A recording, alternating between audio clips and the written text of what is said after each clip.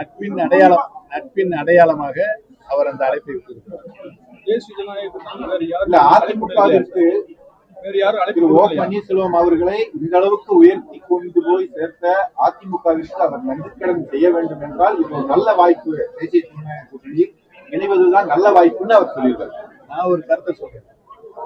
இன்றைக்கு திரு டிடிவி தினகரன் அவர்கள் என்னுடைய அருமை அண்ணன் திரு எடப்பாடி பழனிசாமி அவர்கள் ஜனநாயக கூட்டணியில் வெற்றி பெற வேண்டும், அனைத்து இந்திய அண்ணா திமுக ஆட்சி பொறுப்பில் இருக்க வேண்டும் என்று சொல்லியிருக்கிறார்.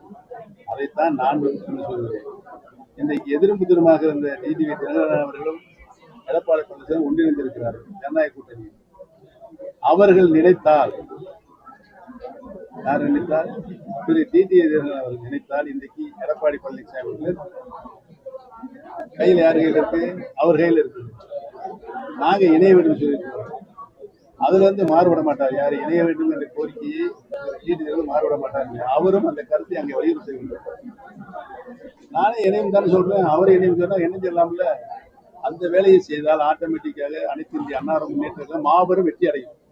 தேசிய ஜனநாயக கூட்டணி இதுவரைக்கும் அதெல்லாம் ரகசியம், பரம ரகசியம். சார், நீங்க எந்த முடிவும் சார் இதுவரைக்கும் எந்த முடிவும் எடுக்க மாட்டீங்கன்னு சொல்லிட்டு உங்களோட ஆதரவாளர்கள்லாம் நிறைய வந்து திமுகவுக்கு எல்லாமே போயிருக்காங்க சார்.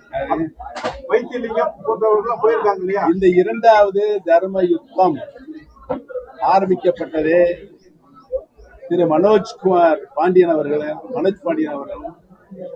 திரு வைத்தியலிங்கம் அவர்களால் தான் என்பதை தெரிவித்துள்ளது. செய்தித்துறையிலிருந்தும் தொலைக்காட்சி துறையிலிருந்து பரப்பிக் கொண்டிருக்கிறீர்கள். அதை நிறுத்த வேண்டும் என்று சொல்லியிருக்கிறேன். பணிவான வேண்டும். பார்த்தா உங்களுக்கு பாவமா தெரியலையா? அந்த மாதிரி பொய் செய்திகளை வெளியிட்டு கொண்டு இருக்கீங்க. இப்போ அண்ணன் எந்திரிச்சு கொஞ்சம் சதமோடு பேசினாரு, பொறுமையா இருங்கப்பா. அதை வந்து இங்க குழப்பம் பண்ணி ஒரு பத்திரிகை தொலைக்காட்சியில் போட்டு எந்த விதத்துல நியாயம் ஒழித்துக் கொண்டிருக்கார். இது எங்க குழப்பம் வந்துச்சு? எதுக்கு அந்த தொலைக்காட்சி அதுக்கு முந்திக்கிட்டு போயிடுச்சு செய்தி போடுறீங்க? குழப்பம் விளைவிக்க வேண்டும் என்று சில செய்திகளில் அது வந்து தவிர்க்கப்பட வேண்டும். ஆனா மக்கள் தெளிவா இருக்காங்க. நீங்க என்ன குழப்பனாலும் மக்கள் தெளிவா இருக்காங்க. கழகத்தினுடைய சட்ட விதியை மீட்டெடுப்பதற்காக சட்ட போராட்டம் நீதிமன்றத்தில் நடைபெற்றுக் கொண்டிருக்கிறது. இந்த தேர்தல் வந்து புறக்கணிக்கிறீங்க.